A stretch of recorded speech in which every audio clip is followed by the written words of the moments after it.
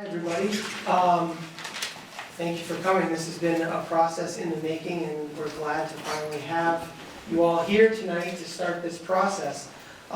We do have a bit of a scripted event tonight, so I'm not going to answer all kinds of questions right now. There's a little chance for Q&A at the end of the night, the open house part. So hopefully if our presentations don't address the questions, we can get to that in the Q&A.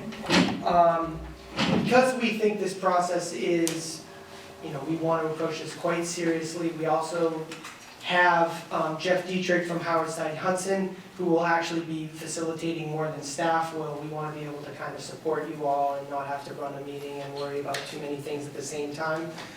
So we're going to take a back seat and let Jeff run the meeting. But before we get to that, I just want to introduce myself. I'm Aaron Henry, the planning director for the town of Lexington.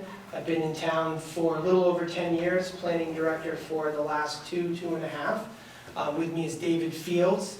He's a planner in our office, has a recent experience with master planning in Arlington, Bedford, and southern New Hampshire. I do have some long-range planning experience, but it's been a while. We haven't done any real long-range planning since I've been in town. And we also have Carol Kowalski. She's the assistant town manager for the land use and development department. She also recently started here about 2 years ago, and she also did a master plan in Arlington. They're in the implementation phase right now. So we have a wealth of experience on staff, and hopefully tonight we can go over a little bit about like kind of a planning 101. What does it mean?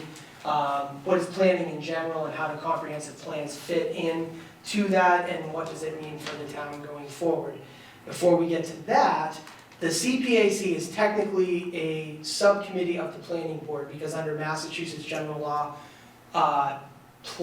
comprehensive plans are adopted by the planning board. In other jurisdictions, it's typically the legislative body of the municipal unit that adopts a comprehensive plan. So in other contexts, town meeting might be needed to adopt a comprehensive plan, but in Massachusetts, they've delegated that authority to the planning board. So the planning board has a lot of other things it has to deal with, and it's quite, I would say it's a best practice to create an advisory committee to help the planning board through this process, and that's your job for the next couple of years. And we'll go through all of that as we go forward in the timeline of what we expect this process to yield for Lexington. So that's a long-winded way. I would like to introduce Mr. Canali and let him give you a little introduction to himself and the planning board and what he expects for the process. Invited but not present were a couple of other important liaisons. We have two liaisons from the three primary policy boards in the town. We have Joe Pato and Michelle Socolo from the Board of Selectmen, Richard Canali and Jenna Johnson from the Planning Board, and Kate Coburn and Catherine Linehan from the School Committee. I apologize. Butterflies. So they'll be here throughout the process, but they are not voting members of the CPAC, but we really want to make sure that those boards understand where this plan is going, what it's shaping up to be, so that those boards aren't surprised by anything that we come up with over the next couple of years. So with that, I'll turn it over to Richard. This is me. Hi, my name is Richard Canali. I am chair of the planning board. So welcome. I really want to thank you folks for volunteering your services for the next 3 years and for willing to spend almost every evening and day, well, hopefully not that much, but we really do appreciate what you're doing. And as Aaron said, you're a creature of the planning board. So in some ways, I'm your boss. But probably more broadly speaking, you really have like about 45,000 bosses. Because what we're expecting you to do in some way is to represent the 30+ thousand residents, folks who own businesses in Lexington, and the 15,000 or so who work in Lexington, as well as other folks, visitors, tourists, whatever. So you've got a lot of bosses. One thing I do want to talk a little bit about, in terms of your roles, and I think your role is probably going to evolve as time goes on.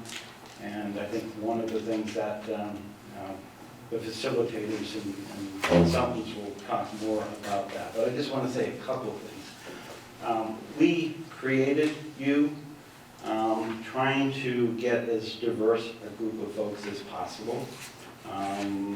Some of you are fairly new in town, some of you in town for longer periods. Some of you might represent some interests like recreation or real estate or whatever. Some of you are in different sections of town. And so that one of the things I'd like to try and reinforce is a couple of things. One is that by the time this process is over, I want to ensure that every one of these 40-few thousand folks feel that their voice has been heard. Okay? The final product, folks are going to be in agreement on some of the elements. They're not going to be happy with some of the elements. And the question is, we want to ensure that there's buy-in to say that the process was fair and that we ended up with a good product. So part of it is to try and understand from your perspective, especially why you might have been selected, what is it that you bring to the table, and to make sure folks like you, who you think you represent, that their voice is heard. But the other thing is that there are other voices that you need to pay attention to, and to try and come to a collective vision in terms of what is Lexington to become, what do we want it to be, and I think that's an awesome opportunity for you folks. So you're going to hear more about your roles and responsibilities, but I really want to thank you and want to take that opportunity. So one of the things when we decided how to go about getting a comprehensive plan, and it's going to be a 3-year process probably, and part of it is you're going to hear a number of stakeholders in town saying, we can't wait 3 years, we need to make these changes today. One of the things and one of your responsibilities is to look both at some of the pressing issues now, but what we want to do is to ensure that what we want Lexington to become, and that you keep that in focus in terms of the bigger picture, the long term, to make sure you incorporate those things and don't respond to every single person who has an axe to grind or a good viewpoint or whatever. So I want to impress that upon you. When we set the thing up, we normally, for a comprehensive plan, it's the planning board. They're the ones who come up with it. But one of the things that we wanted to do is to have this advisory board and to help shape what happens. But I think as Aaron indicated, we think that what we want this plan to become is something that's more than just land use, more than just what typically one might think belongs to the planning board, which is why we have 2 liaisons from the planning board, myself and Jenna Johnson, who couldn't be here tonight.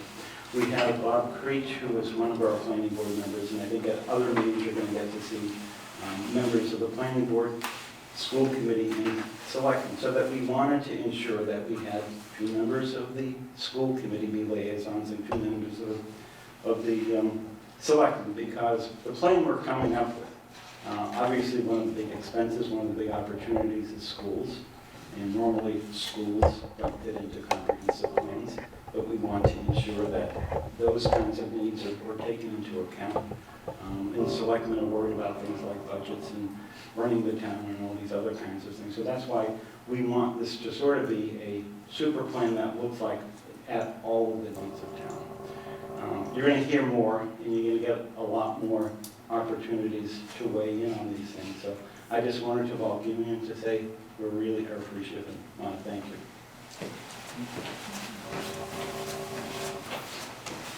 Thank you, Richard. I'm going to hand it over to Jeff, but I think before we do that, I need somebody on the CPAC to call yourself to order. We'll talk about officers and who's going to maybe be chair or co-chair in just a few minutes, but for at least now, we do need somebody to call yourselves to order. Don't all jump. don't mind doing it, I don't know how to do Oh. it.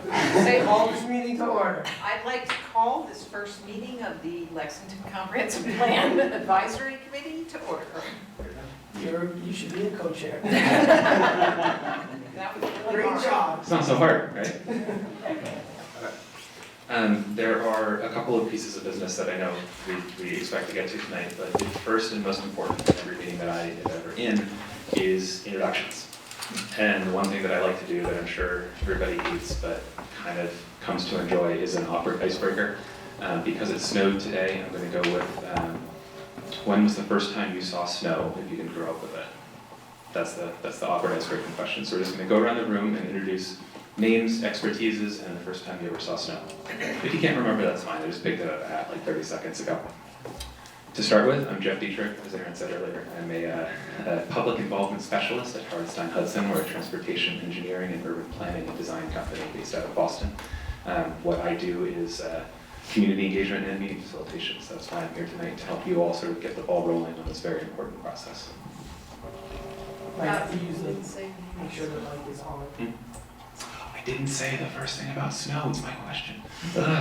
I grew up in Shrewsbury, right near Worcester, so I grew up with snow.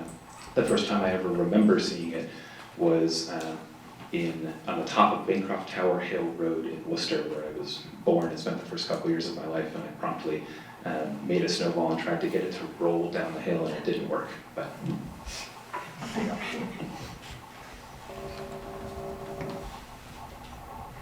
My name is Sarah Felton. I'm an architect. I work for the Commonwealth of Massachusetts for their Division of Capital Asset Management and Maintenance, also known as DCAM. And most of my work has been strategic planning for the higher ed system in Massachusetts for the last 2.5 years. I've lived in Lexington for 12.5 years. I have 2 children. One's in 6th grade at Clark, and one is in high school in 9th grade. And I've done some other community work for the World Language Committee a couple years ago. I think it got eclipsed by the capital needs of the schools, I don't know. I've been on a couple boards and things like that. We've worked on the board at Lex Farm, for the daycare, for the schools, for the, you name it.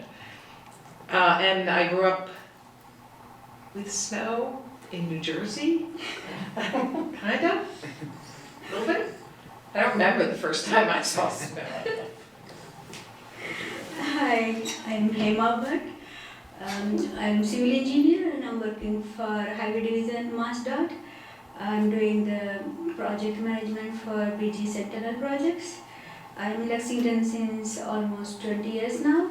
I have a daughter who has been through the Lexington school system and she has just graduated and doing her first job.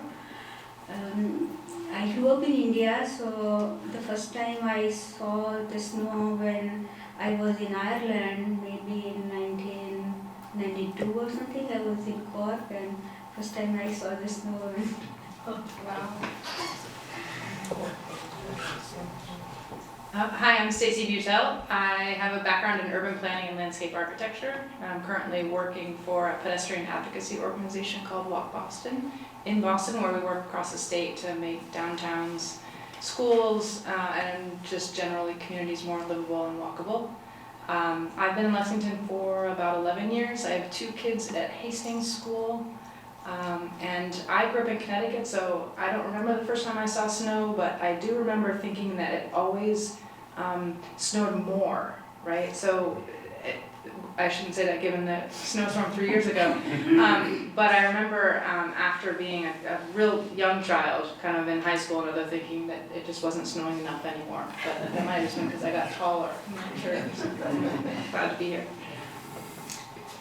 Good evening, myself Deepak Kamaneni. I am the new resident. I don't know how many of you are here, new residents in Lexington. It's been a couple of years. I moved from Vermont. I have 2 kids who go to Bridge. My son is in 4th grade and daughter in 1st grade. And I work as a financial planning and systems manager in a pharmaceutical company called Estabrook, a CCL company who manufacture vaccines, influenza vaccines. And the first snow, well, in 2000s, early 2000s, I lived in Germany for a bit. So yeah, I saw the first snow there, and the first snow in US was in Minneapolis. So I can never forget that snow. Yeah, and this is my first opportunity to volunteer in the town. I attended by the way, the Citizens Academy. It was a wonderful program. So I've been talking to many people around, and thanks to the town staff who really conducted so well, and it's very helpful. I would say, a lot of information. And in fact, that's one reason I'm here today, and I hope I'll definitely contribute to this large, diverse, and most expertise people around. Thank you. I'm Marilyn Penalosa. I have lived in town for almost 35 years. I am on many committees. I am on the Historical Commission. I have been on the Historic Districts Commission. I'm the chair of the Community Preservation Committee. My interest is really historic preservation in the town, given the development pressures that are happening, as well as the need for smaller affordable housing, which seems to be going by the wayside as well. So that's why I'm here. I grew up in Chicago. I grew up in snow. I remember trick-or-treating in snow. I got married in a blizzard. This is nothing. I thought I was going to win on the snow thing. I'm Camille Goodwin. I grew up in Vermont, so I remember snow as a toddler, and it was a lot of it. I am a local realtor. We've lived in town for 41 years this year. I've been in real estate in the Lexington vicinity for 37 of those 41 years. I have 3 grown children and 4 grandchildren. Our daughters went to the Hastings School and then on to the high school later. I am on the Council on Aging Board and have been since 2012 in town. I also volunteer for the St. Vincent de Paul group at our church, where we help a lot of those people who are looking for that affordable housing and also needing monetary help. I guess that's about it. I'm very pleased to be here and look forward to moving forward for the town of Lexington. Sure. I'm Chris Senna, new to town, just about 3 years. I work for a small commercial developer in Stoneham. I have 3 young kids, just one, the first is at Fisk, he's 5 years old. I grew up in Winchester, so snow I saw very early, although I will say I married a Canadian who thinks snow is the greatest thing, which I'm not sure that's the case. Hi, my name is Rui Xi Yuan, and I lived in Lexington for 18 years and counting. I have a son who graduates from Lexington High. He went through Fisk, Diamond, and LHS, and he's a college senior now. And a daughter currently 8th grade in Diamond.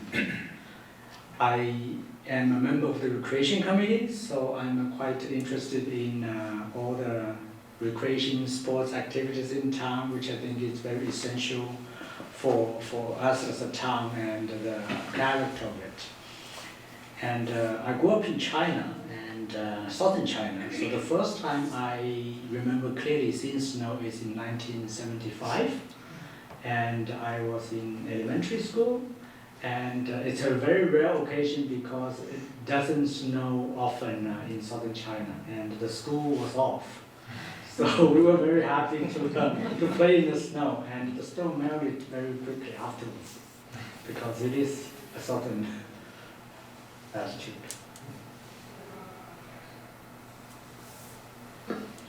So I'm Matt Daggett. I've been in Lexington about 6 years. I'm a researcher at MIT by day. By night I'm chasing 3 small children around. I have a 1-year-old, a 5.5-year-old, and 8-year-old. Let's see, I've been involved probably in the last 2 years in planning related issues. I did a lot of work with the Residential Policy Committee, and that convinced me to run for town meeting, and so I'm a town meeting member, and now I'm here. First time I saw snow was probably when I was 3 years old in the Blue Ridge Mountains of Lynchburg, Virginia. I'm Len Morse Fortier. I've been in Lexington for, I used to be almost 28 years.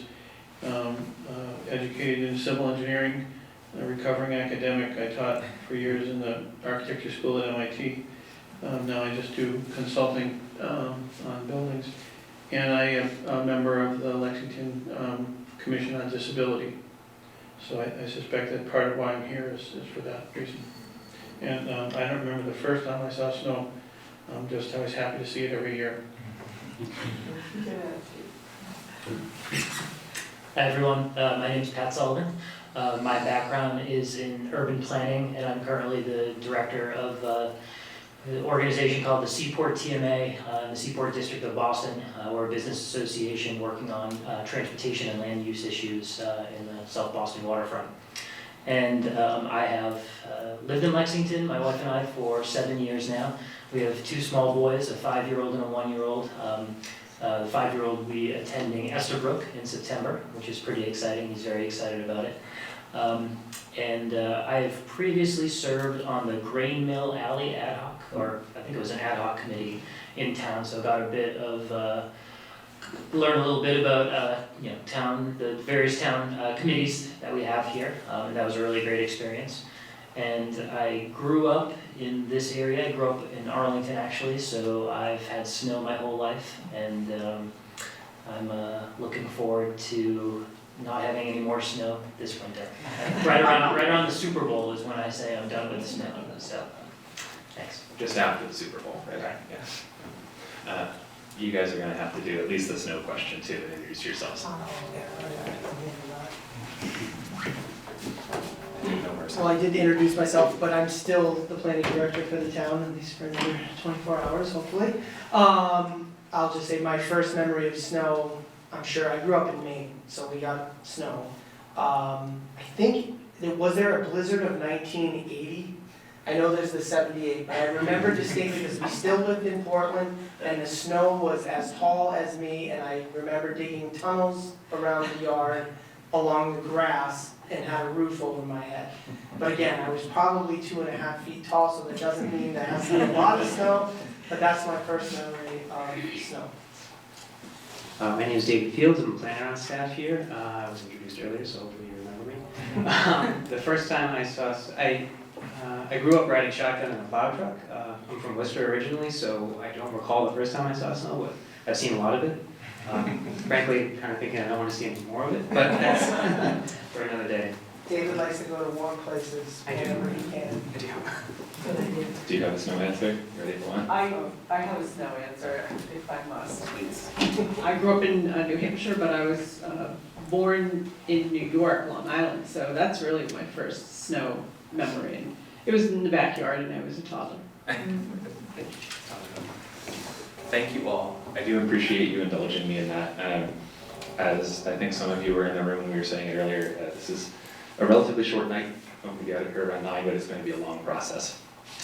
3 years probably, so you're going to be in a lot of rooms together. It's as important that you're introduced to the staff as it is to introduce to each other. I hope, I'm a sentimentalist about these sorts of things, but this is how people meet and become friends, like being in spaces that they both care about. So, thank you. In my role as facilitator, I want to recognize that we started about 10 minutes late, so we're still on time. And there are a few pieces of business that I think the staff is expecting that you guys will cover in this time. The first of which is meeting minutes. This is probably the most important part of documenting a process, is having somebody taking notes of what's happening. Tonight we are fortunate enough to be being recorded. In the future, I was offering a suggestion that you can have a rotation of volunteers. Thoughts, comments, concerns? Anybody? Does that sound like it works? Does somebody want to volunteer full time? A lot of groups will name a clerk, and again, you're going to have staff most of the time you meet, but believe it or not, we're really not here to take your minutes. We're here to provide you the horsepower.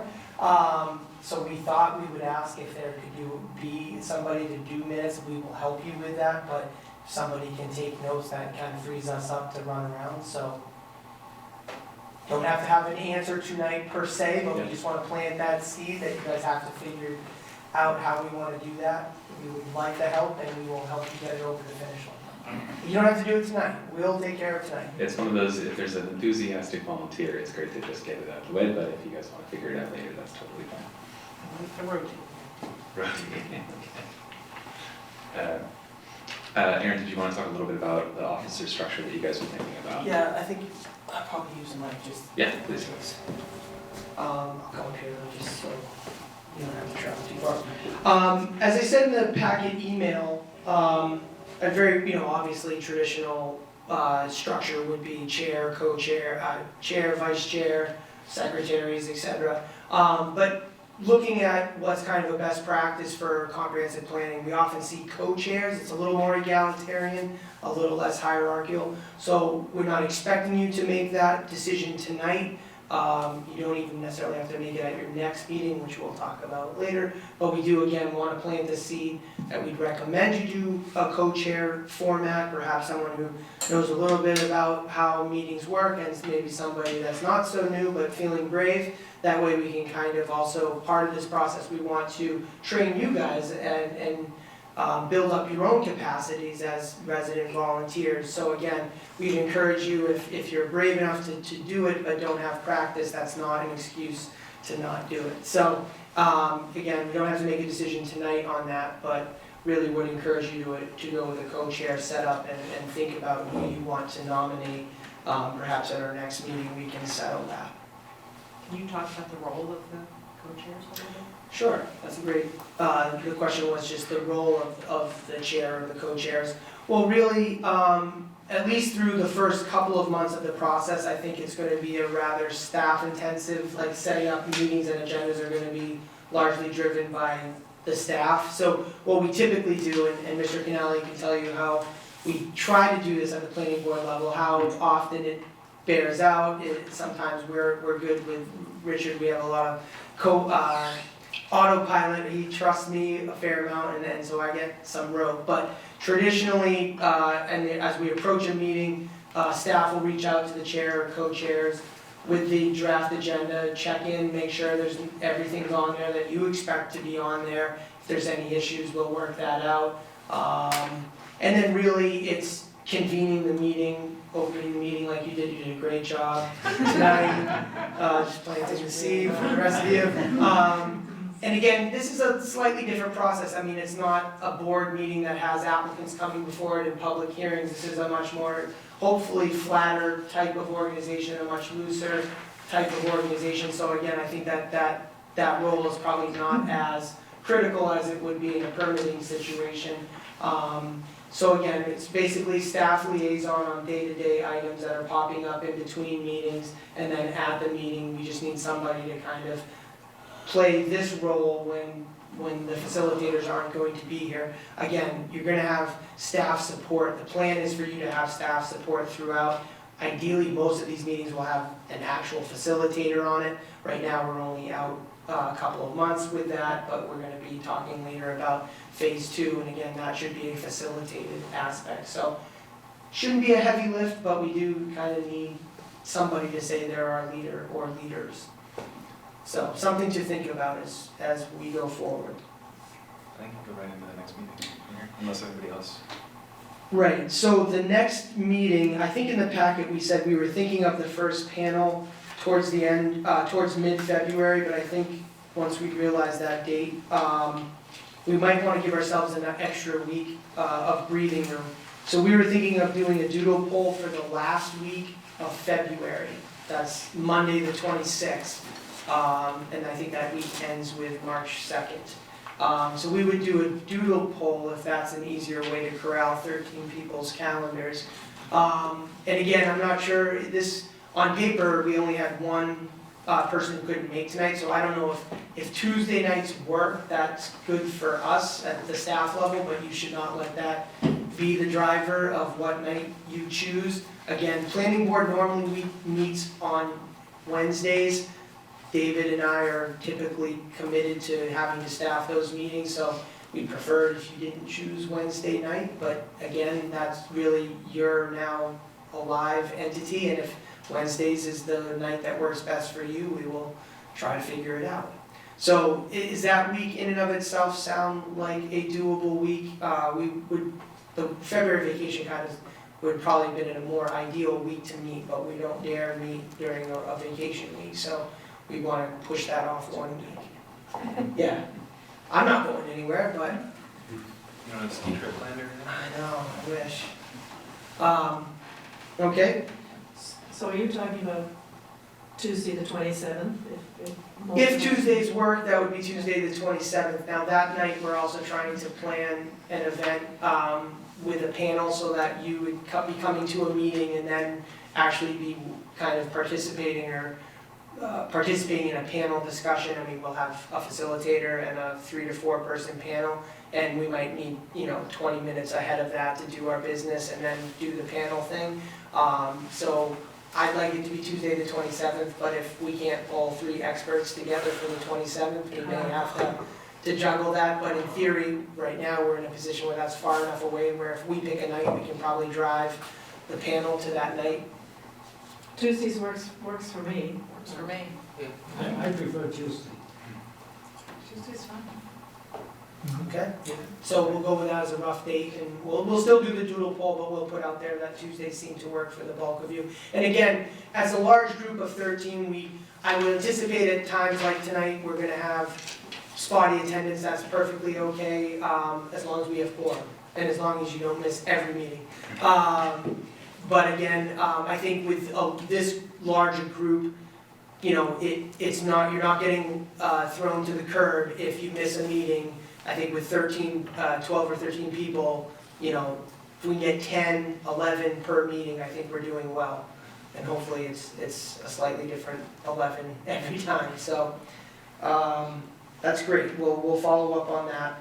I did get a number of you replying with a short bio blurb. I appreciate those who got that to me. That's perfect, exactly what we're looking for.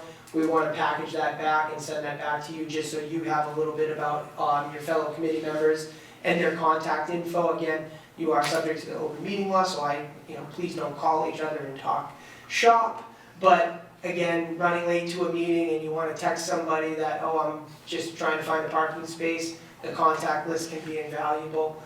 So we'll get that out to you once we have a little blurb from everybody else. And then the real piece of homework that we mentioned again in the email to you all is the lead consultant RFP. So we're in phase 1 of the planning process, and this is really what I kind of call the pre-planning activities. We're also simultaneously, we're working on a build-out analysis, and again, we'll touch on all of these things if you have questions, but we have a build-out analysis underway, we have a prior review underway, which is basically we have somebody looking at all sorts of plans that we've produced over the last few years as an organization. We have them, they're not on board yet, but we have that solicitation out. We're also working on trend reports, so we're working on about 6 or 7 different reports that'll give you a flavor of natural resources, transportation, housing, and this is all this phase 1 activity. The lead consultant RFP is the person who's going to help us go through phase 2, which is when we try to take all that information and start synthesizing that down into some sort of document. Traditionally, plans are thick studies that generally sit on a shelf. We're not trying to do that this time around. So when I say plan, while we're thinking of paper, I'm hoping that this isn't an overly paper-heavy document. We're hoping to use online resources much more and have this thing be a more organic thing that lives online and maybe only an executive summary that you find online, and that if you really want to interact with the plan, you got to go online and dive into it. We've already started creating some interactive graphs where it's not just a population curve. You can actually click it and mess with it and turn things on and off and really dive into it. So that's the kind of you can't do that with a paper plan. So the homework, and I'll pass this out when I give the mic back to Jeff to do the presentation. There's some front end things, some back end things to this solicitation that we still have to fill in. We've routed this internally, so we're comfortable with this draft. There are still some I's to dot and T's to cross, but we would just like your eyes on it as well, if there are any red flags, as we'd like to issue this RFP in the next week to 10 days. again, I don't expect you to have like, oh, item 3, 4 doesn't seem, it's more just, does this seem like the right framework for having a robust public process starting in May-ish? You'll see there's some dates in there and some deliverable dates. So that's what we'd like to get out of you as your kind of homework for tonight, other than picking a meeting date. So I'll hand that out before I turn it back to Jeff. But I'm not sure if there are any questions. I know there's an opportunity at the end for questions too, but any questions on that? Okay. What's that?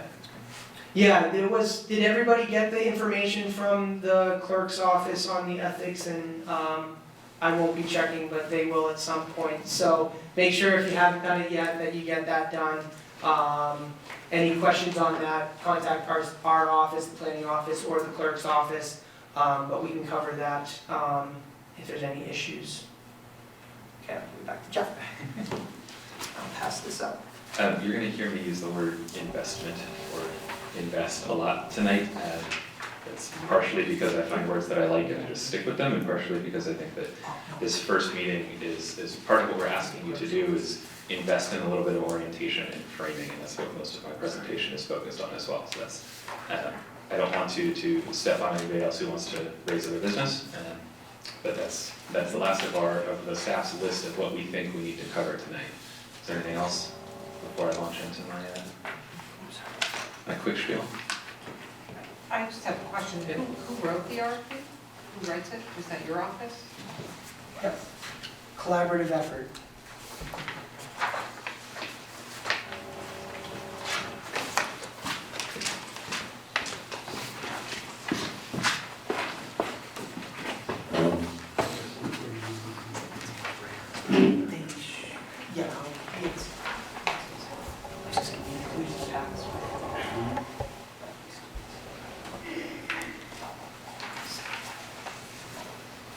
All right, so my intention with this is really to do what we were calling a planning 101. And the goal is to make sure that we're starting everyone on the first page. You know, some of this information is going to be really basic to some of you, some of it is going to be new, and that is intentional. I want to make sure that we have a common framework for the conversation that you all will be having over the next couple of years. We've already gotten through a couple of the main business parts. Most of what I'm going to be talking about is an overview of the large question, what is planning? What are we trying to do in these processes? What is the sort of regional context and current trends for what is going on in the planning world, which this process and you all in the town will be leaning on to write the plan that you're going to write. And then finally, what are the toolboxes for planning? What is the actual product? How can we think about how to achieve the goals that we're going to set out? I'll quickly run through an introduction of Lexington at a glance, some basic numbers and some thoughts to orient, and turn it over to David to talk about the process going forward. So, simple question, right? What is planning? In the simplest terms I've been able to come up with, I think of it as a way to build a better future for the places that we call home. It's a proactive and a visionary endeavor. It is trying to assess conditions on the ground, react to them, predict what they will be in the future, and with all of those variables, create something that we all want to see in the town. There are a couple of other definitions. I'm not going to make you read. I know it's like the cardinal sin of PowerPoints to put a bunch of words on the screen. The American Planning Association, which is an organization I encourage you all to familiarize yourself with, describes the goal of planning as maximizing the health, safety, and economic well-being for all of the town's residents. And it involves thinking about both how we can move around our community, the businesses and attractions in that community, the places we want to live, and opportunities for recreation. I would add open space to that list as well. Most of all, planning helps create communities of lasting value. We're blessed in Massachusetts with a commonwealth of communities that have a long history of value, and we've all been around for a long time. And I'd like to make sure that we are all continue to be around for a long time into the future. And the most important way to do that is to plan well for what that future is going to be. This one I'm not even going to bother with. The World Bank describes a little bit more a master plan as a dynamic and long-term document. The main word I want to pull out in this is analysis, recommendation, and proposal. So this is a question of study, reaction. Is your PowerPoint available on the website for the CPAC? It's not posted yet, I'm happy to distribute it, and I'm sure it's perfectly welcome for public distribution. Yeah, absolutely. Analysis, recommendation, and proposal. And like I said, you're analyzing what's out there, you're recommending something, a goal statement, and then you're proposing how to reach that goal. This is the sort of the loop that I'll keep coming back to is vision to action, vision to action, vision to action. The key themes of good planning in this moment, we want to ask the right questions and then deliver the right answers. You ask the right questions both by being experts yourselves, by knowing what to ask the town staff and professionals who are employed to help you, and by knowing when and how to go out into the community and ask questions that none of us have thought to ask ourselves. And then the goal of the document is to take all of those questions and try to come up with a set of answers that works. It relies on a real active relationship of trust between you all as advisors, between the public and the people doing the plan, between the staff and you. Everyone needs to be on the same page and understanding that we're all working towards a common goal, that common goal being a good future for the town that we all care about.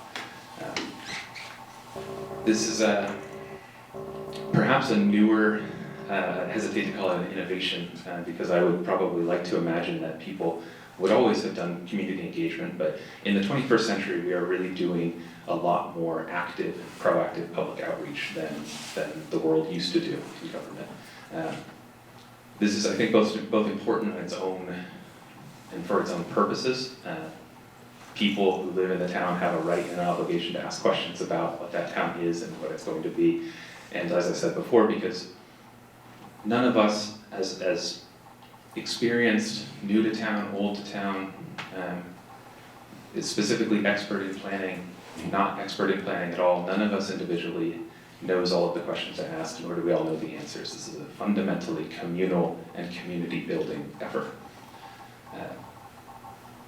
The other piece of that, which I think was illustrated beautifully by the introductions that we all did and the makeup of the committee, is that this is fundamentally a multidisciplinary action that we are undertaking. Housing, transportation, land use, economic development, open space, recreation, schools, all of it connects to an overarching goal for what the town needs to be. We need to be considering all of those things in our efforts. We cannot do that if we are not doing this together. And then finally, we also can't do a good planning effort if we don't know what other communities are doing in this field. This is part of the goal for tonight, is to give you guys a little taste of what other areas around Massachusetts have done. The set of other plans that David sent out, in the email earlier this week, provides an incredibly diverse set of documents for you all to glance at. And I would encourage you all to, pick one to really study, look at all of them. Time is valuable and hard to come by. And then find something in that you think is especially important. One thing, it could be a chart, it could be an overall planning approach, it could be one study that they did, one area that they focused on especially, that you think creates that plan's value and offers something that we can bring to this process moving forward. Now, that multidisciplinary word that I mentioned, there are a number of buzzwords, sounds derogatory, but I mean it positively. There are a number of elements that are in planning good, comprehensive plans now. We're not just doing land use, we're doing every bit of the character of a town. That means public health, that means safety, it means equity, it means economic development and growth, securing the economic future for the families who live in town and encouraging other families to come to this town.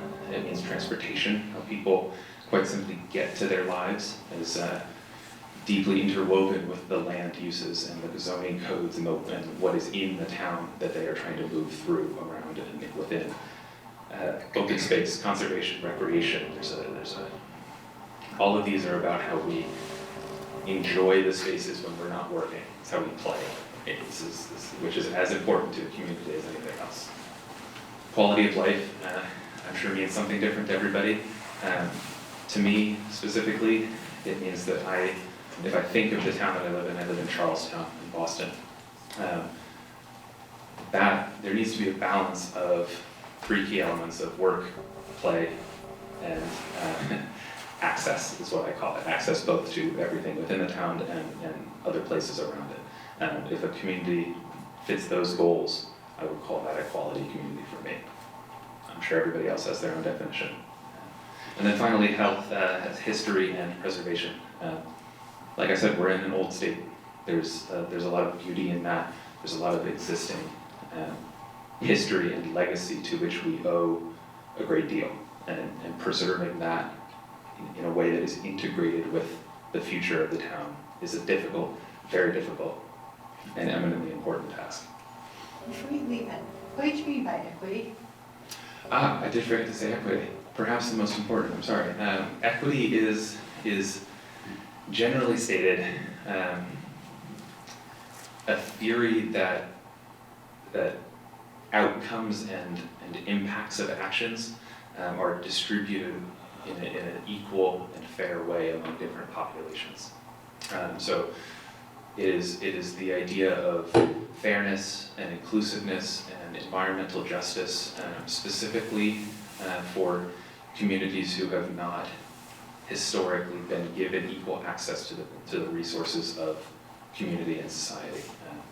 So environmental justice is the technical term that sort of tries to capture that, but I want to encourage everybody to think more generally about the issue of fairness and more openly about if anyone in town raises a concern and says, as a new resident, I don't feel like my voice is given equal weight to people who've been here for 30 years. This is something I see in Charlestown all the time, as people develop an identity of a townie.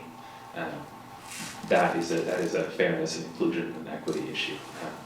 Racial justice, economic inequality. There's a wide umbrella of things that it means. But, yeah.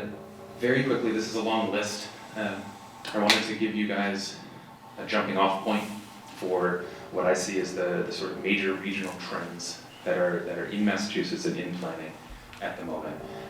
Generally speaking, this is not limited to Massachusetts, but the return to urbanization, the reverse of white flight, which is the exodus of relatively well-off white populations from cities in the 50s, 60s, 70s. The city is now a place that people want to be again. It's a job concentration, it is a location of job concentration. It's a place where transportation infrastructure is well invested. They're typically walkable, they're dense, they're attractive, they're hip, they're young. People want to go there after college as opposed to leaving after college. That has implications for all sorts of things. I'm a transportation person primarily by training, so I think about transportation first. The one that I think is most interesting and important is that throughout the state of Massachusetts, there is a shift towards a wider gap between where people can work and where they can live. And that doesn't always map up necessarily with where people do work and where they do live, but with better transit access, increased car ownership, all of these like range widening things, land use policies have to change to adapt to people who do not work where they live and people who do not live where they work. That has implications for both of those populations. And then also, so if you think about the Worcester line going out from Boston through Metro West all the way out to Worcester.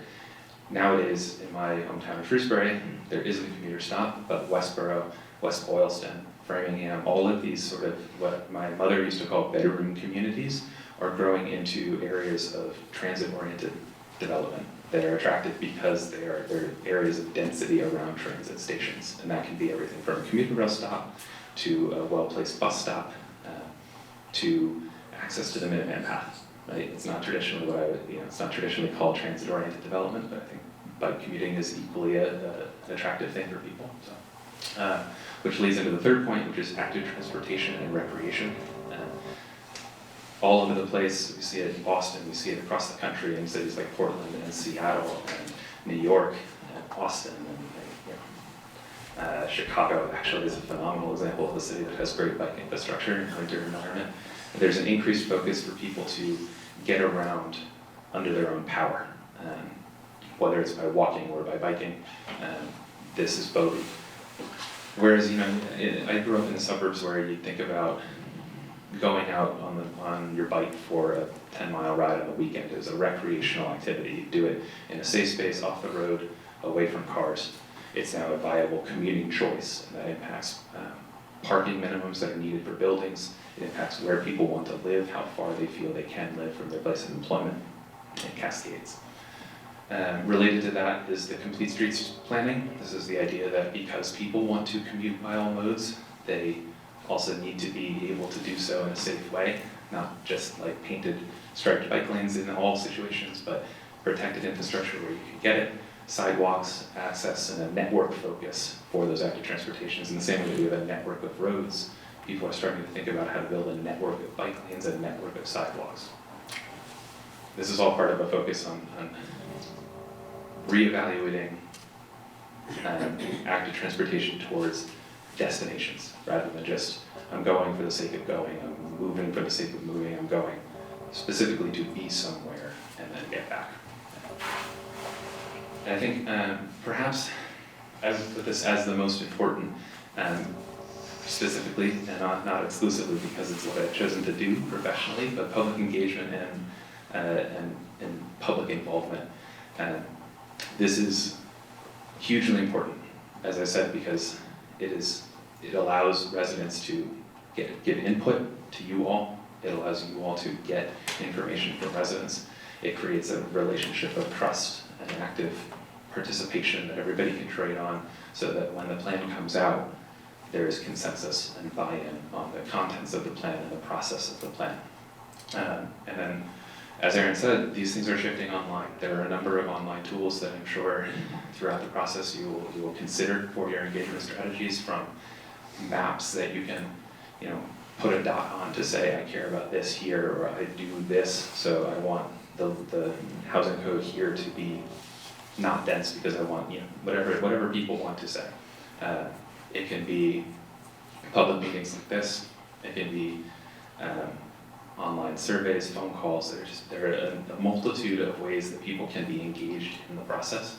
And all of them, I encourage you to think of them as serving the ultimate goal of building that loop from information back to action. So you're gathering information and outputting information to the public so that you all understand the action that you're going to undertake in the process. There's a renewed focus on nature, that's open space conservation and recreational purposes. Green space has been recognized to be incredibly important from a health perspective, from a physical and a mental health perspective, from a quality of life perspective. There are implications for property taxes and property values. If you live near a park, that makes the value of your house go up. And the value of houses near parks go up. The amount of property taxes that the town can collect also goes up, which feeds into more services that the town can offer. So it just, you know, loops up. At some point it would stop, I suppose, but I don't know where. And then finally, in all of this, there's a focus on treating planning as an issue of public health. I think about the cigarette campaigns long before I was born, but I told about them. There was a fundamental shift that happened when we realized collectively that cigarettes were not just individually dangerous, that smoking killed people, but it also damaged communities. I'm not saying that like zoning codes will kill people, but they do negatively affect the quality of the place where people live. And it sounds silly to say, but people have to live where they live. That is like the core and fundamental thing. So it's an important consideration. The question being, does the physical and the built environment, does the place that we are living actively serve our own health and our own well-being, or does it hinder them in some way or another? And if it does hinder them, can we avoid that, shift that, or fix it in some way or another? So this is a concept of transept. It's for a planning-based exercise. Are people familiar with this? Have they seen this before? Okay, so this is an idea in land use planning that space can be vaguely, very vaguely, and with gray areas, not solid black lines, categorized into different typologies of space, starting at a natural zone, which is a wood, an unsettled area, and then increasing in density up to the urban core. Because it's a relatively self-explanatory thing, and it doesn't obviously map perfectly onto places and types. Like the downtown Lexington, I would put probably in category 4. It's a pretty urban space. There are sidewalks in a dense commercial district, and then there are parts of Lexington that I would describe as definitely suburban. My hometown of Shrewsbury, there's a huge portion of it that used to be like this, that is now like this, and nothing like this at all. But it's a way to think about how space is distinct from other spaces, both within the town and more generally, because this is something that each of you are going to have to kind of train your minds to do, is start, if you're not already, start thinking about space actively in town. Like when you're walking around, when you're driving around, however you get around town, like actually actively looking out for what that space is. Is there a road and a sidewalk? Is there dense, high housing that creates a lot of shadows? Is there a sparse housing where you can't really see your neighbors? You have to sort of start asking these questions to do this job well, because you have to understand the place in order to be able to recommend something about it. I focus on land use because it is really a primary point of influence for the town. It's the foundation, not the extent, but the foundation of a planning document. And it really, at the most basic purpose and value statement level, how we use our land both reflects and then creates our priorities for it. So if you look at a neighborhood that you live in and you see that we dedicate 20% of it to trees and grass, and we dedicate 50% of it to houses and driveways, and we dedicate 30% of it to the roadway and 10% to basketball hoops. I ran out of percentages. That means that we are prioritizing people living, people getting to those houses, and then slightly less, but still importantly, the open space around them, right? There's a relationship between what our space is and what we want our space to be. So, I'll get off the soapbox now. That is hopefully an introduction to the sort of questions that we are hoping this process will ask, and that you all will bring to it as it continues.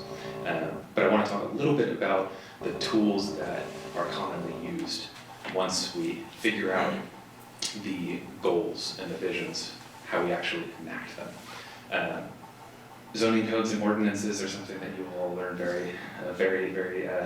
a lot about over the next couple of years. For example, is a common terms, right? A residential zone, a commercial zone, an industrial zone. This is the regulated use of a space. What can be in that space and what can't be without external processes and variances and all these different things. On top of that map of zones, towns will often overlay districts, but it's, again, luckily a lot of these terms mean exactly what they seem to mean. An overlay district is literally laid over top of the zoning map.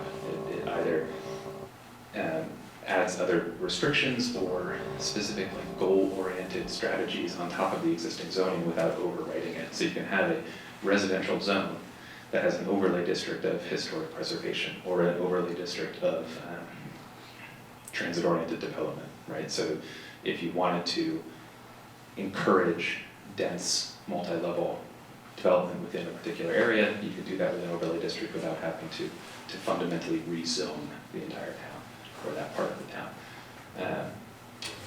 Planned development districts, as it says, they allow for the flexibility to encourage and direct development, relying less on the predetermined written standards and instead on a process of proposal and voting. This is, like, for instance, in Boston, there is a very well-refined process for developers proposing a certain use for a land, asking for variances to support that use, and then the planning board, the BPDA in Boston, approving that, denying it. What this allows for is a much more reactive and flexible environment for these processes. And then the last one, I honestly put this here because GIS it could be its own thing, it could be its own presentation. This is has pretty fundamentally changed the ability of municipalities in particular to dive in deep on data analysis from GIS, Geographic Information Systems, is digital mapping in the simplest terms. It's a way that we tie data points like the income of a household to a location. Yes, thank you. There are all sorts of implications for that. I'll show you a couple very, very quick applications of it, and the planning process that the town goes through will, I'm sure, lean on this a lot as a resource. So, this ultimately is, in one sense, the classic product of a plan. This is the zoning map of Lexington. It's a complicated looking document that I'm sure you'll all get to know. But basically, residential, commercial and industrial, planned development, and overlay zoning districts. You can see, for instance, that there's a historic district right over here on top of a residential district. This is, like I said, the one classic product, but we do want to aspire to go beyond just a zoning map with this document. So the reason that this is a comprehensive plan and not a land use plan, not only a land use plan, is that the plan should do more than just the first bullet item, do more than just codifying the goals for land use. It also needs to provide a direction check with an evolving community of residents. When I met with them the first time, David and Aaron told me that 6 out of 10 residents have moved to Lexington within 10 years. That's the apocryphal statistic? I think, yeah, we'll find the exact number as part of this process, but there's a substantially different population in this town than there was the last time a comprehensive plan was done. Those people will have different goals and different needs than the people who were here the last time. Population changes, the plan needs to change with it. But it can't just, it doesn't just need to react to those changes, it needs to lay out a proactive plan for the future of the town. This is a main reason why you all are here, is to help determine what that vision is, what the goals of this plan are, and how to enact them. And then, as was described earlier, it really does, on a procedural and fundamental level, help guide the work of other bodies. Planning board, for instance, will use the comprehensive plan to help guide its decisions in the day-to-day about what is built, what isn't built. Okay. So, Lexington at a glance. This is a very quick overview of some numbers and important sort of concepts that I want to communicate to you all. Just to, again, shift the mindset a little bit towards trying to figure out what the town is. And there are quantitative and qualitative ways to do that.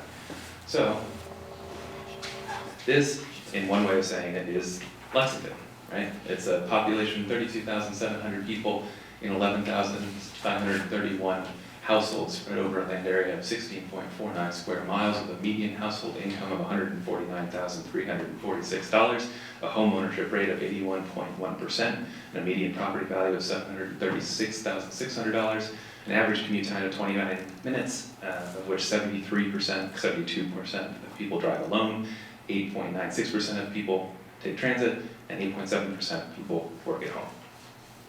You all feel like this is everything that the town is, so I just summarized it, we caught it up. I did that, and I run through it like that in order to say that numbers are important.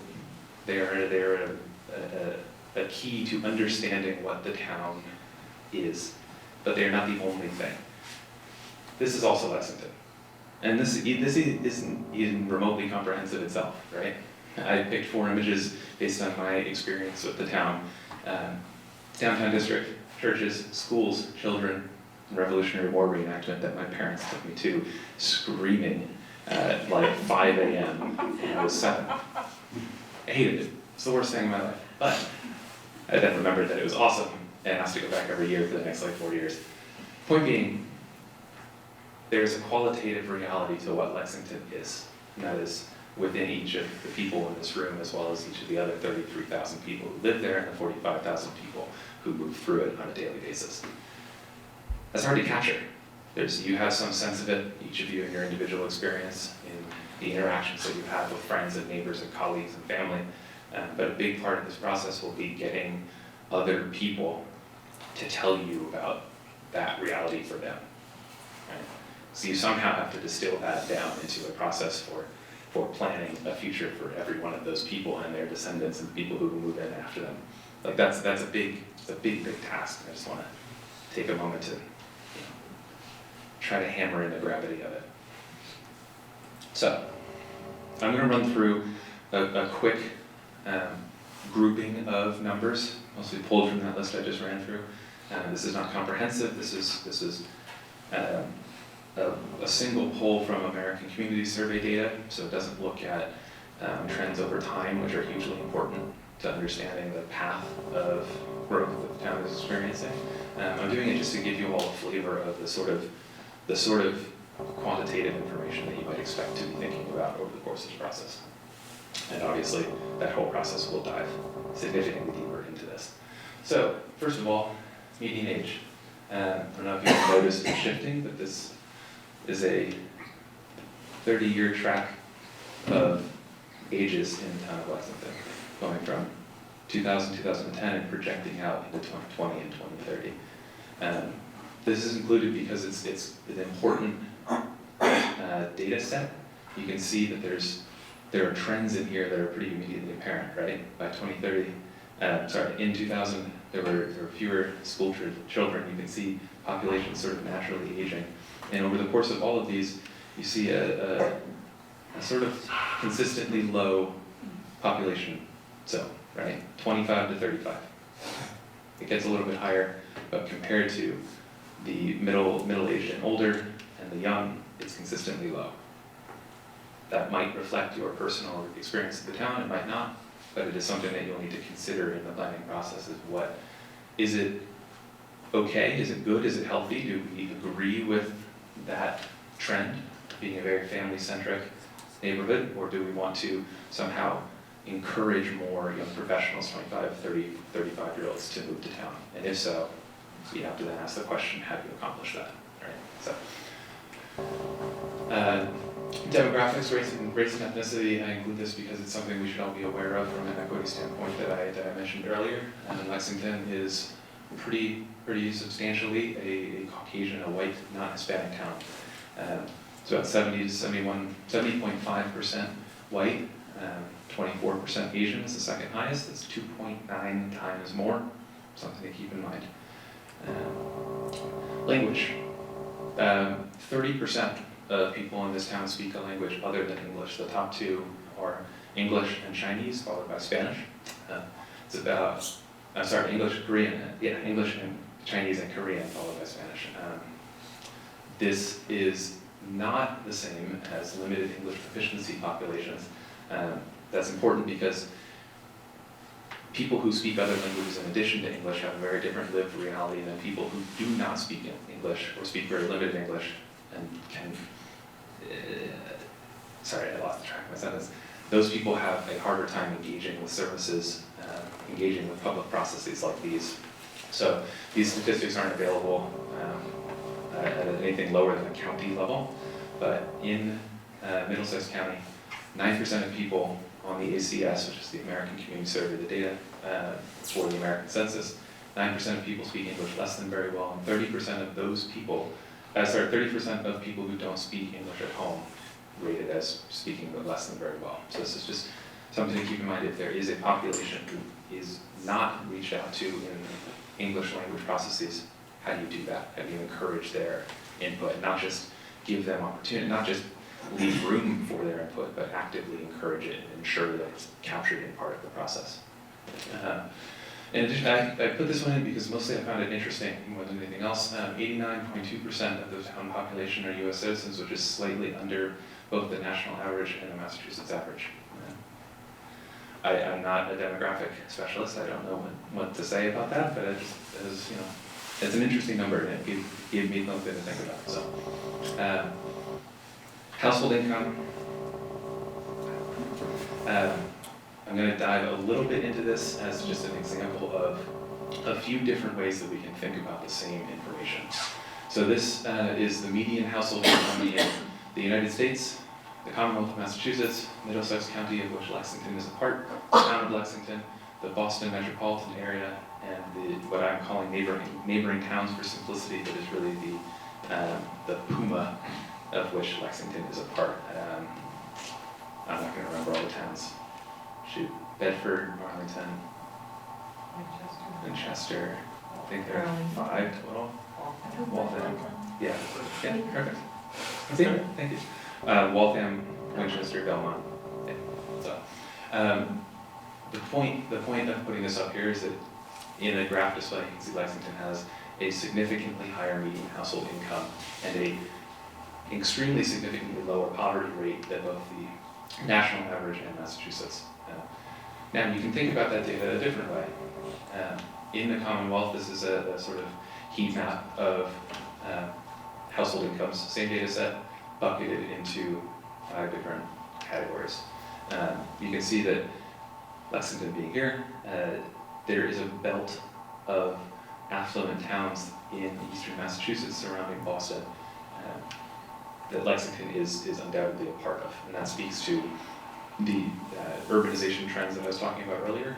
Historically, Boston being a great jobs market, there is a ring of cities around it that are able to access those resources and live there as well. So, same information, different way of thinking about it. You can also think about not just the raw number, the 149, but how are households actually distributed. This is not just something you can do with income. You can do this with all of the data that I'm talking about. So this is just bucketed to show the distribution of household incomes. So you can see national trend lines and Lexington trend lines. You can see how Lexington gets a higher and higher proportion of wealthy households compared to U.S. averages, and a lower and lower proportion of impoverished households compared to U.S. averages. So it's just, that's all fundamentally showing the same information, right? It's showing how much money does a house make, but it's thinking about it in 3 slightly different ways. What's the raw number? What is the comparison to immediate neighbors? What is the picture of the state as a whole? And what is the distribution of the actual income levels? So, quickly, this is more of a homework assignment than anything, and I'm not going to spend too much time going through all of these things, but there is a very active regional planning network and environment in Massachusetts. The Metropolitan Area Planning Commission, which I'm sure many of you are aware, is a regional planning body for the 101 towns in the Boston metropolitan area. The specific sub-region of that group, AGIC, is Lexington sub-region. This is a way that the organization is set up so that areas of towns that are near each other have sub-bodies within the larger group. There's also the Boston MPO, the Metropolitan Planning Organization, which is a federally mandated body that distributes federal funding through towns and cities and states. There's the Hanscom Area Towns Committee, which is a committee of 4 towns that abut Hanscom Air Force Base and deals specifically with the issues that arise as a result of that land use decision. Not issues in a negative way, just the things that happen as a result of it. There's the Middlesex 3 Coalition, the Regional Housing Services Office, which is a body started by Lexington to coordinate housing between local towns. And the 2 that I'm going to highlight here are the Gateway Cities Initiative and the 495 Metro West Suburban Edge Community Commission. And I'm highlighting them because they both do something interesting from a planning perspective that I want to just sort of spark your imaginations with. Gateway Cities first. Massachusetts is a traditionally industrial state.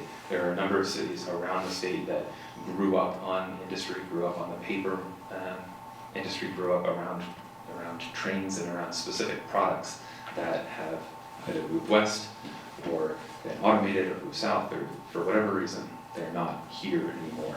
What that has created is a network of what the Massachusetts legislature defines as 26 cities, with Mass Inc., which is a policy think tank based in Boston, focusing on 11 of those cities that are ripe for economic reinvestment. They were sort of abandoned by the industries that started them, and now there's an opportunity because infrastructure and reputation and character exists in these places that can be recaptured. The official definition being the second bullet, mid-sized urban centers that anchor regional economies around the state. I'm sure all of you have been to one or many or all of these: Haverhill, Lawrence, Lowell, Fitchburg, Worcester, Brockton, Fall River, New Bedford, Springfield, Holyoke, and Pittsfield. These are cities where the Gateway Cities Initiative is trying to focus on economic reinvestment through a lens of community-led and grassroots placemaking.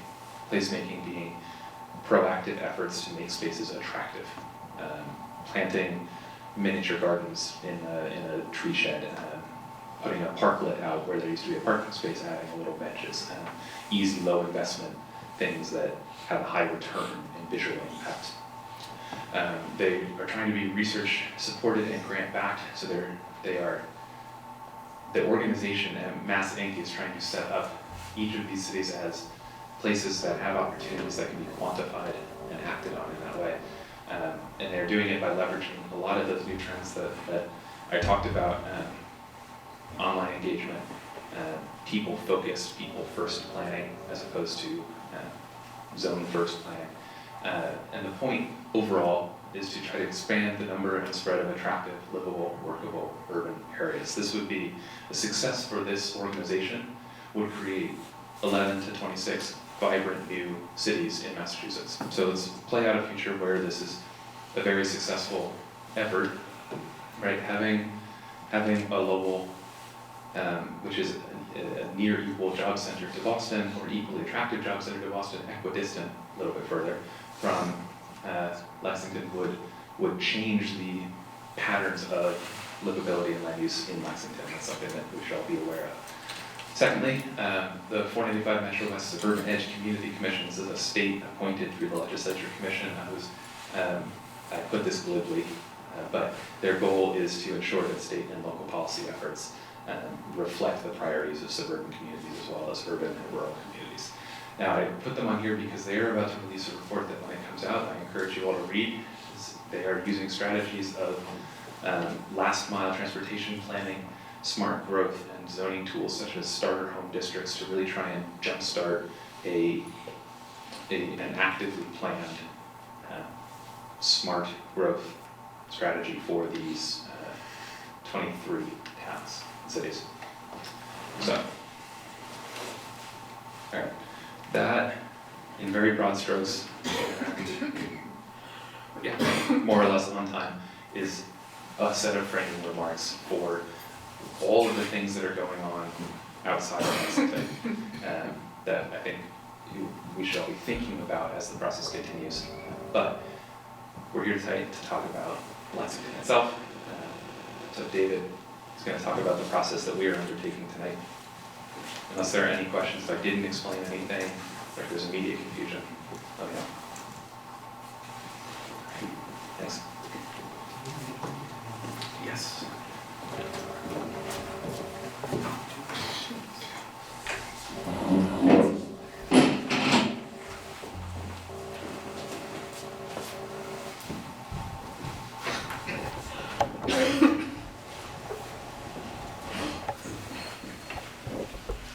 Okay, I think that's going to do it. Thanks, Jeff. Yeah, we'll see if that remote works. See if the remote works? Yes, it does. Okay, so tonight, I'm just basically going to cover what the staff had been thinking of in terms of the comprehensive plan. So we started thinking about what a plan could be, which obviously led you to think what the plan should be. We sent out around an email last week with a bunch of comprehensive plans embedded in it, a bunch of links to other plans. I'm not sure if everyone had a chance to look at them. If not, as Jeff had pointed out earlier, take a look. They're very informative. They were very helpful for us. We went through many, many more plans than that. We narrowed it down to a list of 10 for you all to check out that we thought were very good in one way or another. But moving forward with that, we tried to essentially steal as much as possible from those plans and incorporate it into something that we think would be an excellent product for Lexington. So to kick it off, Massachusetts traditionally is an unplanned state. They do not require you to do comprehensive planning. Other states, particularly western states or other parts of the country, you need to have a comprehensive plan in order to have zoning, in order to do development, among many other things. It's a requisite. Massachusetts doesn't have that. They do, however, have a planning act, which was enabled in the 50s, that has traditional plan components. And as you'll see, it's a bullet on my PowerPoint here. Those plan components, while they're necessary and they're very useful, the staff was sort of thinking they're pretty much like the 1950s style of planning when the Planning Act was enabled. Following elements are land use, housing, economic development, natural resources, open space, public facilities, and transportation. All things that everyone's heard of in one way or another, and they all are exactly like what they sound like, which is well and fine. But if you look at an example element, the economic development element, which the state identifies as essentially job stabilization and promotion of employment opportunities, which is great, but again, fairly obvious as to what you're supposed to do with that element, and there's not much in there in traditional plans, at least in our opinion. The second thing we took a look at was APA Sustainable Places Initiative, which came out 2012, but even at the time when it came out, while it's great, it's a framework for the nation, it's still, at least well, from what we saw from other plans, a little bit behind in the sense of what is possible for a comprehensive plan to do. But these initiatives are broken down into the following elements. Again, as you can see, they're a little different from the traditional transportation element. It's more interwoven equity, like Jeff was touching on earlier, or responsible regionalism, which often many local plans don't address. It's sort of just, we stop at the borders of our town, there's nothing else outside of that, which obviously is the case. Traffic comes in, businesses come in, there's all types of other generators that would influence Lexington, but anywhere else. An example plan strategy from the Sustainable Places Initiative is a resilient economy, so this is a direct comparison to the economic development element from the state planning. But this is ensuring that the community is prepared to deal with positive and negative externalities, basically, fostering green businesses and build reliance on local assets. So a bit different from what the state mandate was in, I think, 1955 when the Planning Act came out. But from there, we sort of, like I said, digested the other plans and tried to come up with a translation table between the APA strategies and the state strategies. As you can see, I tried to do this fairly comical translation chart. It doesn't really work that well. What we'd like to do is incorporate all of these things into a plan that's great for Lexington. Doesn't mean we have to go with what the staff came up with. Obviously, we're looking for CPAC's input on that. We'd like to hear anything you have to say about it. But what we ended up coming up with were the following, what we're calling plan components as opposed to elements, because really, we're thinking they are components of a whole. At the end of it, we're going to have some sort of product, whether it's a website or a paper plan, whatever it is. So those are broken down into livable community, accessible and connected community, harmony with nature, healthy and socially responsible community, vital and resilient economy, and good governance. And that last one, good governance too, is really more about transparency, data gathering, and responding back to citizens as opposed to, it's not meant to be a negative aspect of this plan, just so everyone knows.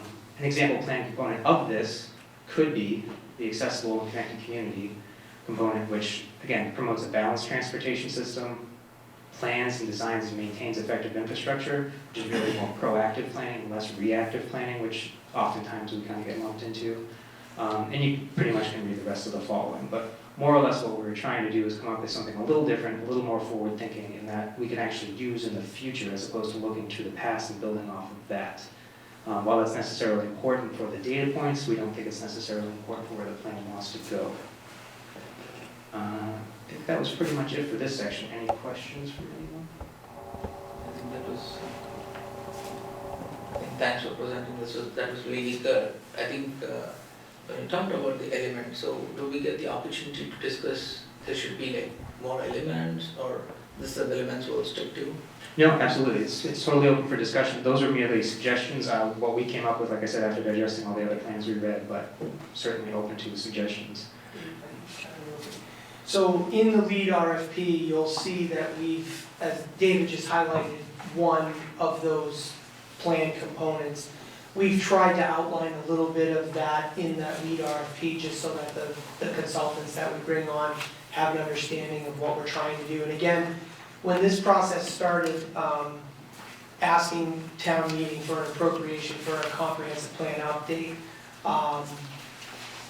we were thinking kind of straightforward, very mission oriented, and I think as we got deeper and deeper into it, and started getting some traction in the community for funding it, oh, this is a great idea, okay, add a sustainability element to the plan, and okay, sure, I noted that down, and then someone else would come and say, oh, you gotta add climate resiliency to this plan. And what we ended up looking at was, well, we're gonna have to do a very traditional plan with kind of all these nice add-ons. And what we're really trying to get through here, and again, as David said, we want your input as we go forward on how the words associated with those elements or the components evolve. We want your feedback on that, but really what we're trying to do is kind of break the mold a little bit. We feel that we can produce a document that satisfies state law, that follows best practices, some of these nationally published best practices, that those components are ours. And again, if this is a community that wants to do sustainability, well, I would tell you that I don't think you need a sustainability element, because if it's not present in your housing element, or the housing component of the plan, then there's an internal inconsistency with what we're trying to accomplish. So what we're trying to get at with the Lexington plan components is kind of, we want our own synthesis of how we take those elements that people want to see in the plan and get them interwoven into it. So again, this will and should evolve, but we're giving you a kind of a starting place and an approach of how we think we want to frame the work going forward. I'm curious, David, if you benchmarked, Sorry about that. I'm curious if you benchmarked the amount of time it took other communities to do the plan. I'm wondering how much thought went into 3 years, and what can we do in 3 years that we can't accomplish in 2 or a year and a half? I mean, speaking for our staff, I would say we benchmarked it. I've worked in New Hampshire a lot, and the region that I worked in traditionally, it was the plan takes 1 year. That being said, they have a slightly stronger state mandated plan system, and it was fairly straightforward. If you wanted to follow that system through, you'll be done in a year. Other plans I've worked on, more or less 2 years. I think Arlington's was pretty much right around there. So it varies, but it's certainly not a quick and easy process. I'd like to say we could do it in, I mean, we're saying 3 years because we want to scare you into the longest possible commitment that we envision this taking. One of the issues, I've been in town now a little over 10 years, and I think one thing that waylays us most often with public outreach is that we sit around at the staff level and with some of the policy board members, and we devise a strategy, and we'll say, okay, we're gonna have 3 meetings for this, and we should get there. We should have consensus by that 3rd meeting, but we needed 5. So what we're trying to do is, and as we go forward, you'll see in our outline, I think our outline is out to 24 months, I think is what we have. But inevitably things will crop up and we'll have to add a meeting and we'll have to double back on something, because at the 11th hour we'll notice we made a, oh yeah, we gotta get back to that and we're gonna need an extra meeting. So we think we can do better than the 3 years. We're just gonna say that that's the goal so that we can. And we started 6 months ago. Right, yeah, and we've already been at it for 6 months. So, but we are on time. I know that a lot of people say, well, are we late? We're not, we're doing well, and we've reserved, the next couple of years, but I think hopefully we can do better than the 3 years that we keep saying, but. Okay. I'm happy to talk through this, or you guys can. You're the experts. If I say anything wrong, We already sort of started talking about this, but I wanted to give a sense of where we go from here after we leave tonight. First of all, the agenda that you all have has an open house section on it. This is what we were envisioning as just a time for us all to chat, ask questions, get a sense of what everybody is wondering and thinking and their priorities in a more informal first meeting environment, leading up to a series of panel discussions, which were alluded to earlier, which are going to be focused on transportation, housing, and economic development. 2 of each, I believe, is the tentative plan for those. One hopefully in the morning and one hopefully in the evening, so that there's a diversity of audience and a diversity of your availability to come to those. As well as that, there will be your regular meetings, as we mentioned, hopefully determined soon at your discretion. And then in May, when I'll be back, is the first sort of big community-focused public meeting.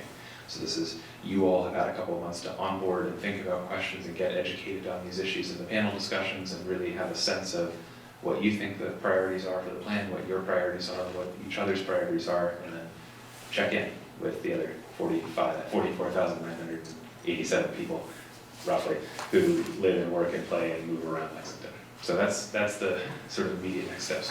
Are the panel discussions or a panel of experts on a particular topic that Yeah. will essentially present the state of the art to us?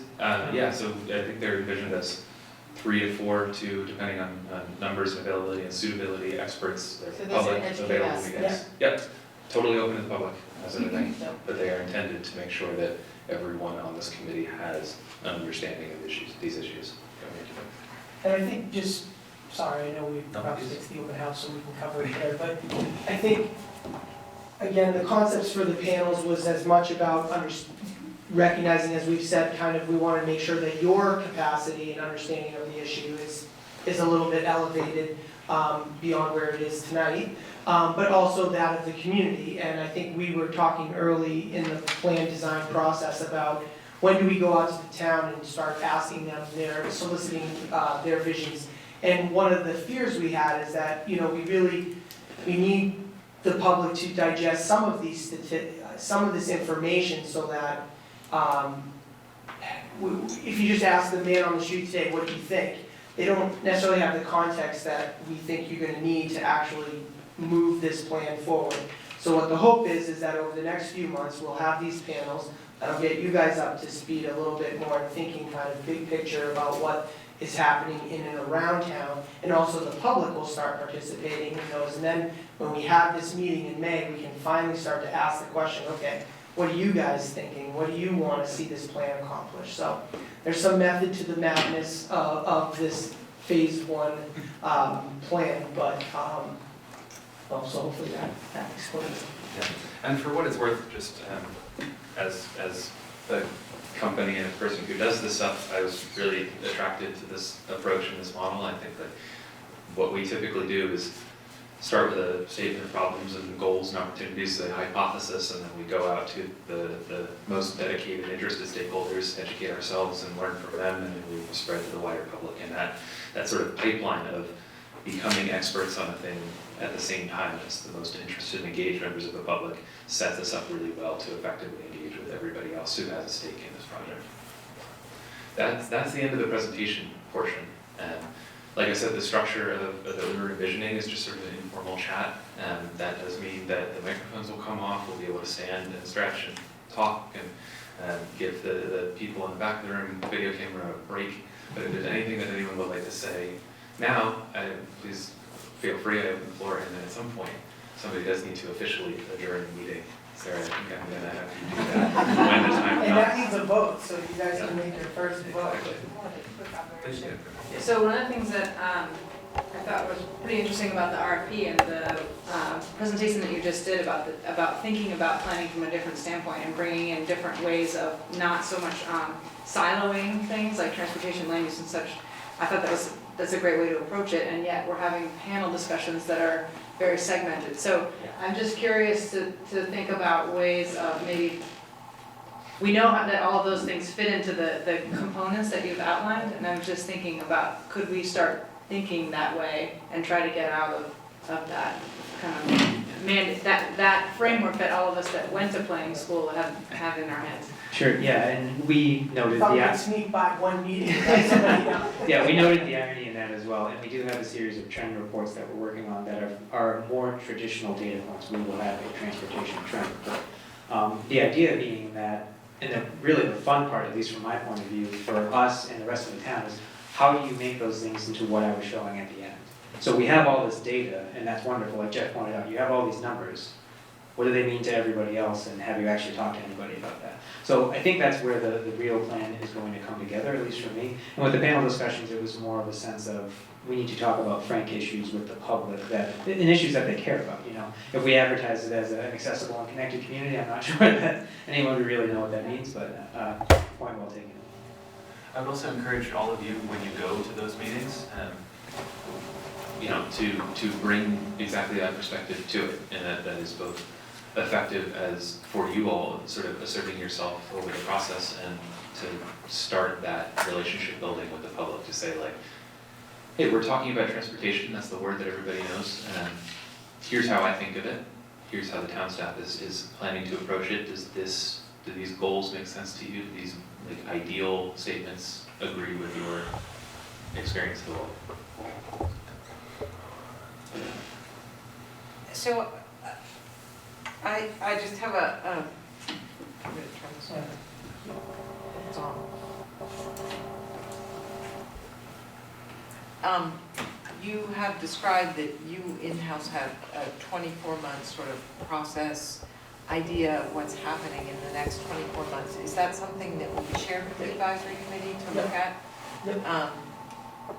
Because I hear what you're saying, and I think it's a really great way of approaching it, but I'm not sure I'm able to grasp yet a sort of bigger picture of how the process is. So in the lead consultant RFP, you'll see a little bit, there's two kind of main components. It's the meetings that we're anticipating and the deliverables and the tasks.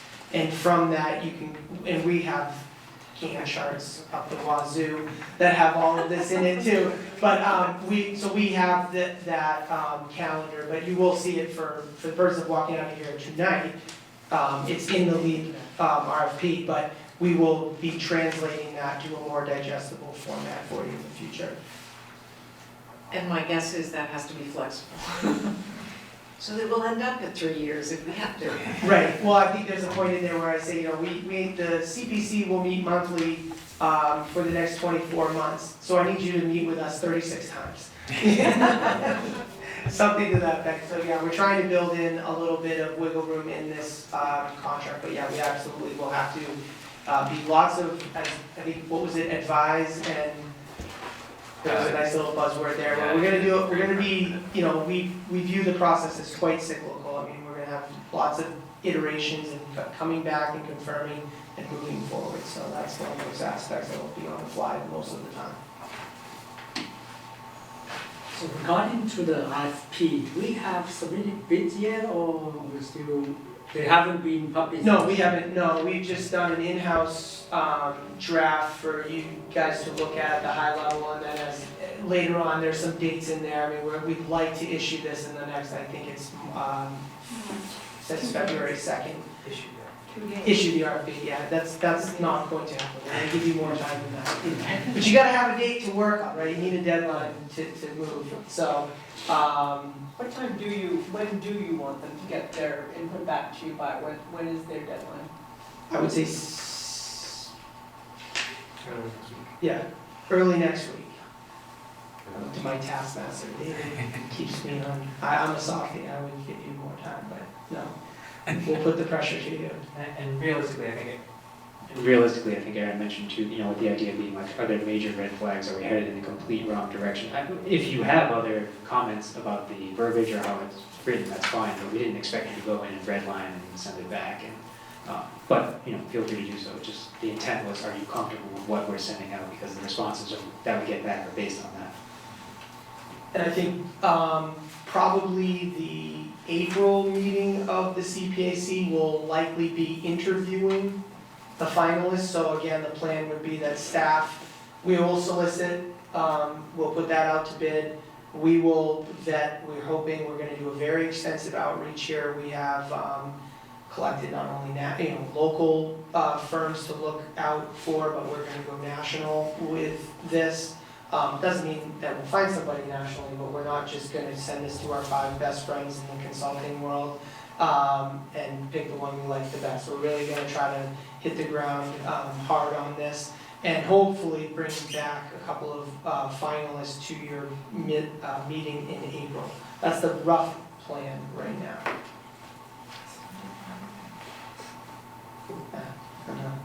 What is our role in the decision-making about who to hire?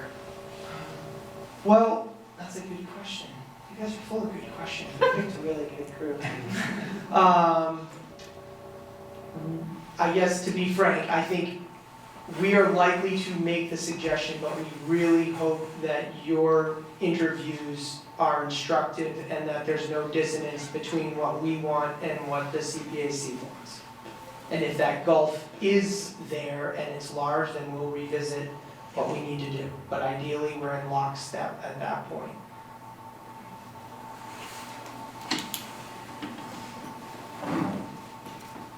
So the eventual decision was the department or the planning board? What was the first part of the question? Was the eventual decision made by the planning department or the planning board?